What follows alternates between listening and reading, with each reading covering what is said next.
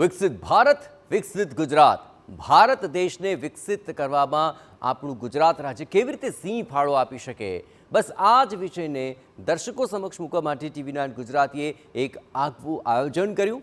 Adani present what Gujarat thinks today TV9 conclave 2025માં મંચ પર રાજ્યના મુખ્યપ્રધાન ભૂપેન્દ્ર પટેલ સાથે મહાસંવાદ થયો, જ્યાં મુખ્યપ્રધાન ભૂપેન્દ્ર પટેલે વિકસિત ભારતમાં વિકસિત ગુજરાતના સિંહ ફાળાની વાતચીત કરી। સાથે જ अर्निंग वेल लिविंग वेलना सूत्रने वेग केवी रीते मळे ते सार्थक केवी रीते थई शके तेना परथी पण पर्दो उंचकायो।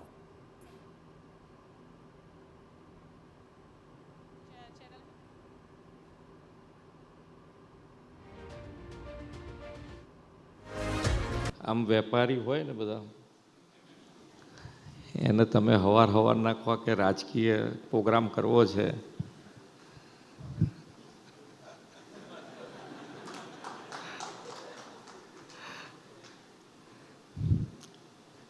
पण आ एक पॉलिटिकल माणस के वेपारी एनी बात नहीं, आ आपणा बधाईनी बात है कि आपणे बधाए गुजरातनु गौरव केम करीए छीए अने आगळ पण एनुं ए गौरव केवी रीते आगळ वधारी सकीए एना माटेनो आ प्रोग्राम।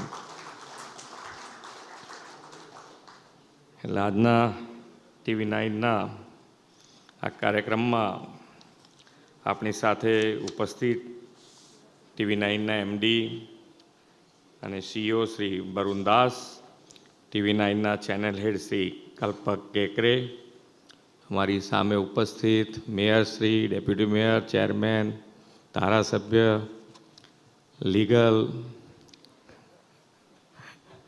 संगठनना प्रमुख,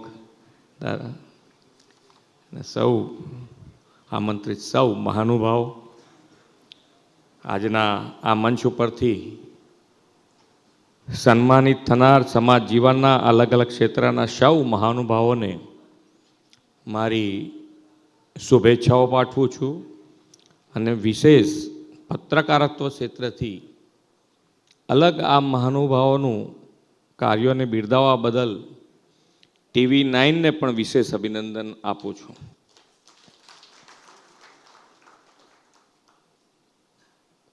આપણે સૌ જાણીએ છીએ કે અત્યારે આપણી પાસે એવું નેતૃત્વ છે કે દેશ અને દુનિયામાં લોકો જે વિચારે એના કરતાં બે કદમ આગળનું વિચારીને કે ચાલી શકે એવું નેતૃત્વ છે અને ગુજરાત સૌથી વધારે જેને કોઈનો લાભ મળ્યો હોય માન્ય નરેન્દ્રભાઈનો તો એ ગુજરાત છે। અને ગુજરાત અને ગુજરાતની પરિસ્થિતિ આપણે બધાએ જોયેલી છે કે ગુજરાત જ્યારે મહારાષ્ટ્રથી છૂટું પડ્યું ત્યારે આપણને બધાને એમ હતું કે આ ગુજરાત કેવી રીતે આગળ વધશે અને ઘણો બધો લાંબો સમય એવું ચાલ્યું પણ ખરું કે હારું આ ગુજરાતમાં તકલીફ તો રહેશે, આમને આમ ચાલશે। તો પછી માન્ય વડાપ્રધાનશ્રીના આવ્યા પછી 2001થી તમે જુઓ તો કેટલા મોટા બદલાવ કે લોકો અને લોકો માટે કામ કરવું છે અને એ કરવું છે એના વિચાર સાથે કેટલો મોટો બદલાવ લાવી શકાય એ એમણે દેશ અને દુનિયાને બતાવ્યું છે કે આજે આખી રાજનીતિ જ વિકાસ ઉપર લઈ ગયા। બાકી રાજનીતિ આપણને બધાને ખબર છે કે રાજનીતિ ઇલેક્શન આવે ત્યારે કયા કયા મુદ્દા ચાલે અને કેવી રીતે આગળ વધતા। આજે દરેક જણને વિકાસની વાત કરવી જ પડે, વિકાસની રાજનીતિનો પાયો માન્ય નરેન્દ્રભાઈએ નાખ્યો। ગુજરાતની વાત કરીએ તો ગુજરાતની તમને થોડી ઘણી જૂની યાદ બધાને અહીંયા બેઠેલા બધાને મગજમાં જ હોય। પાણીની શું પરિસ્થિતિ હતી, રોડ રસ્તાની શું પરિસ્થિતિ હતી, ઇલેક્ટ્રિસિટીની શું પરિસ્થિતિ હતી, કેટલો મોટો બદલાવ। તમારે કામ કરવું છે, લોકોની સેવા કરવી છે તો એના માટેની મૂળભૂત જે વ્યવસ્થા છે એ જ્યાં સુધી ના થાય ત્યાં સુધી કેવી રીતે કરી શકે। આજે ઘણી વખતે અમારા બજેટ સેશન ચાલતું હોય ત્યારે આવે કે ભાઈ ડૉક્ટરો છે નહીં, ડૉક્ટરોની અછત છે, પણ ડૉક્ટરોની અછત એકદમ થોડી પૂરી થઈ જવાની છે। ડૉક્ટરો માટેની વ્યવસ્થા પહેલાં અહીંયા આગળ 1500 સીટો જ હતી, 2001માં ડૉક્ટરોની આખા ગુજરાતમાં જ 1500 સીટો હતી. માન્ય નરેન્દ્રભાઈ આવ્યા પછી એને વ્યવસ્થિત રીતે આજે આગળ વધારીને આપણને દર વર્ષે 7000 ડૉક્ટર મળતા થાય છે અને એની અંદર પણ વધારો કરી રહ્યા છે. તમારે જોઈએ છે મેન પાવર, જોઈએ છે ડૉક્ટર જેવી વ્યક્તિ જોઈતી હોય ત્યારે આપણે કેવી રીતે કામ કરવું એ તો મગજમાં લાવવું પડશે ને પહેલાં, કે ભાઈ સેવા કરવી છે તો સેવા માટેનું આયોજન શું હોઈ શકે. દરેકે દરેક જિલ્લામાં કામ કરવું છે, દરેકે દરેક જિલ્લામાંથી ડૉક્ટરો જોઈએ છે, કોઈ પણ છેડો છૂટે નહીં, એના માટેની વ્યવસ્થા કરવી હોય તો શું વિચારી શકાય.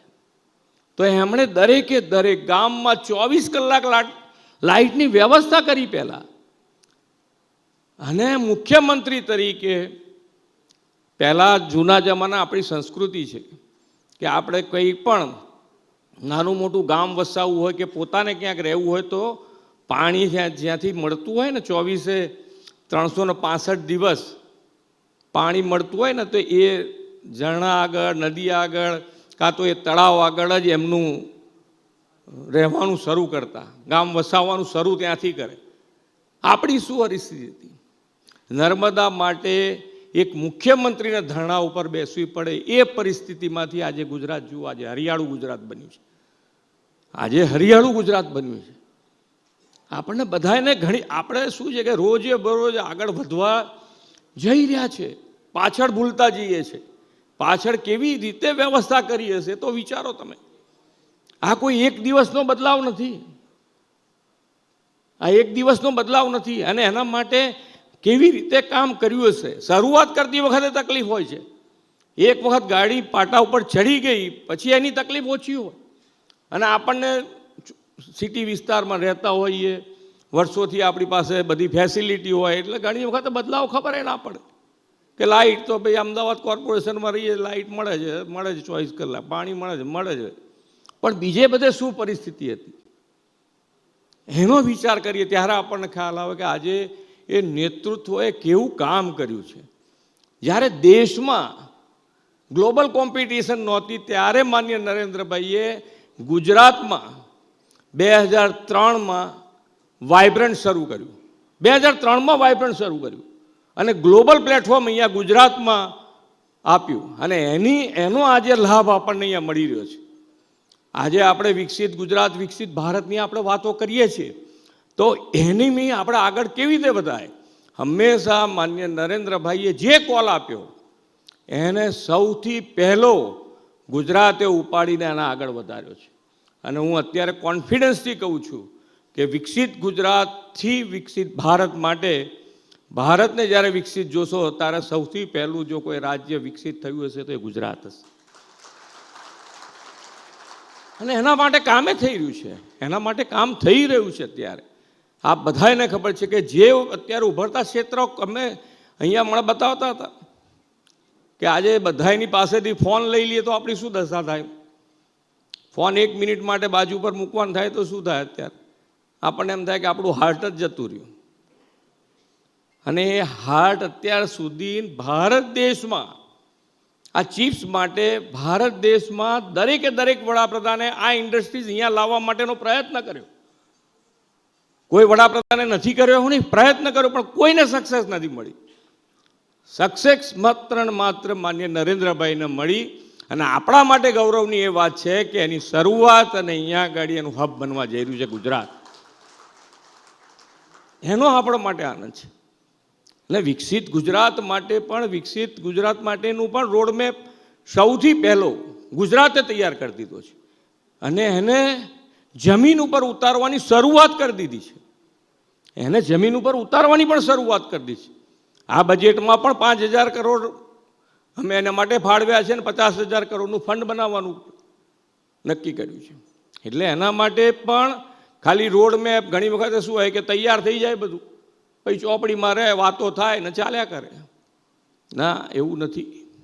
માન્ય નરેન્દ્રભાઈના નેતૃત્વમાં અને નરેન્દ્રભાઈના નેતૃત્વમાં વિશ્વાસ જ પડ્યો. એનું કારણ આ છે કે એમણે જે કીધું છે એ બધું જ જમીન ઉપર ઉતારીને બતાડ્યું છે.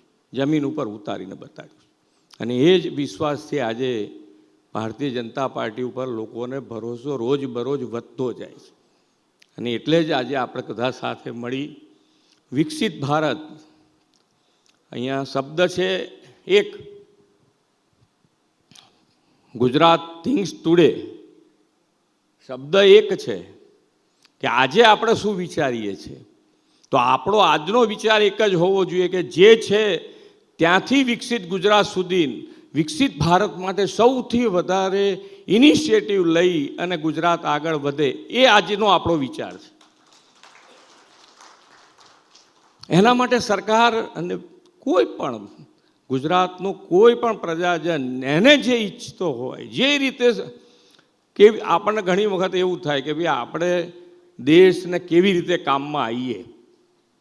આપણને એમ થાય કે યાર દેશમાં તો હવે આપણા જે જવાનો છે એ કામ કરે છે એટલું છે, બાકી આપણે કેવી રીતે કામમાં આવી શકીએ.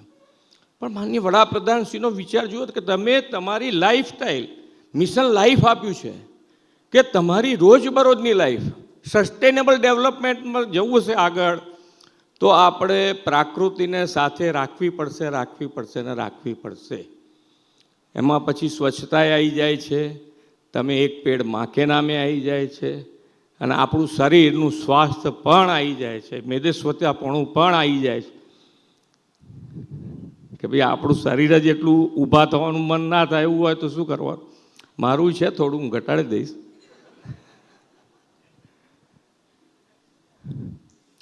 એટલે દરેક આમ આપણને એમ લાગે વડાપ્રધાન શ્રી આટલું બધું વિચારી શકે, દરેક સેક્ટરમાં પૂરતું ન્યાય મળે. આ કોઈ વસ્તુ એમના માટે નાની નથી. આપણને ઘણી વખત એમ થાય હવે સ્વચ્છતા માટે શું ધ્યાન રાખવાનું, એ તો બધા કર્યા કરે, પણ ના, એમણે દરેક વસ્તુમાં પૂરતું ધ્યાન છે. આપણે બોલીશું ખરા, આજે તમે એક વસ્તુ વિચારો કે આ રણોત્સવ કેટલાય વખતથી હશે, બનતું જ હશે ને. રણોત્સવ અત્યારથી પહેલાં બી આ વ્હાઈટ રણ તો હતું જ, વ્હાઈટ રણ તો હતું, પણ એને આજે દુનિયાના નકશા ઉપર મૂકી દીધું. આ એમનો વિચાર છે, આ એમની તાકાત છે. આ રિવરફ્રન્ટ બધાએ નહીં જોયું હોય, અને બધા સીએમ ફોરેન નહીં ફરી આવ્યા હોય, ફરી આવ્યા જશે ને, પણ બધાને બીક લાગે કે હારે આપણી ગાડી જતી રહે તો શું. એટલે પોલિટિકલ વિલ સાથે અને લોકોનું હિત પહેલું વિચારી અને ડેવલપમેન્ટ કર્યું છે. તમે જુઓ ત્યાં આગળ જેટલા હતા, જેટલા ઝૂંપડા હતા, એ બધાને વ્યવસ્થિત પાકા મકાનમાં શિફ્ટ કરાવીને આ રિવરફ્રન્ટનું ડેવલપમેન્ટ છે, નહીં કે ઉચકીને બહાર નાખી દીધા. સ્ટેચ્યુ ઓફ યુનિટી, આપણને લાગે સ્થળ સિલેક્શન જ પહેલી તો વાત છે કે સ્થળનું સિલેક્શન કેવું કર્યું, આખો એરિયાનું ડેવલપમેન્ટ થઈ જાય. આજે ગુજરાતને વિકસિત ગુજરાત બનાવવા માટે પણ જે આપણે રોડ મેપ બનાવ્યો છે એમાં બે મેઇન સ્તંભ લીધા છે, અર્નિંગ વેલ, લિવિંગ વેલ. અર્નિંગ વેલમાં પણ અત્યારે જો ઇન્ફ્રાસ્ટ્રક્ચરથી માંડીને ઇન્ડસ્ટ્રીઝથી માંડીને દરેક પોલિસી, નવા સેક્ટર જે ઉભરતા ક્ષેત્ર છે એની અંદર ગુજરાત સરકારનું પૂરેપૂરું ધ્યાન છે. અને લિવિંગ વેલમાં પણ ધારો કે અત્યારે શિક્ષણમાં ખૂબ સારી યોજના બનાવી છે, બહેનો ભણે, દીકરીઓ ભણે એના માટે ખૂબ સારી નમો સરસ્વતી, નમો લક્ષ્મી યોજના બનાવી છે. સાયન્સમાં ભણે તો દીકરીને બંને લાભ મળે, નમો લક્ષ્મીનો લાભ મળે, નમો સરસ્વતીનો લાભ મળે. 50,000 રૂપિયા આપે છે અને એકમાં 25,000 રૂપિયા ટોટલ આપીએ છીએ. એટલે અર્નિંગ વેલ, લિવિંગ વેલ બધા જ. આયુષ્યમાન કાર્ડની વ્યવસ્થા પણ છે. આયુષ્યમાન કાર્ડની વ્યવસ્થા ગુજરાતમાં એના પહેલાં બની ગયું હતું. આયુષ્યમાન પહેલાં ગુજરાતમાં કયા નામથી હતું? મા કાર્ડના નામથી. આજે દેશમાં છે. અહીંયા મયંકભાઈ આવ્યા છે, આપણા રાજ્યસભાના સાંસદ શ્રી.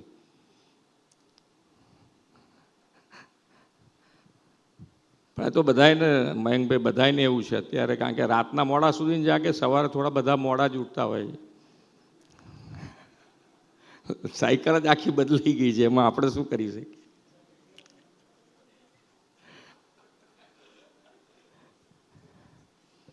પણ આપણે બધા સાથે રહીશું.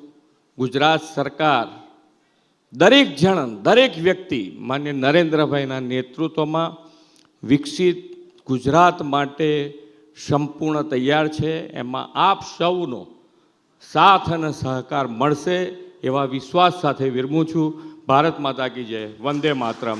જય જય ગરવી ગુજરાત.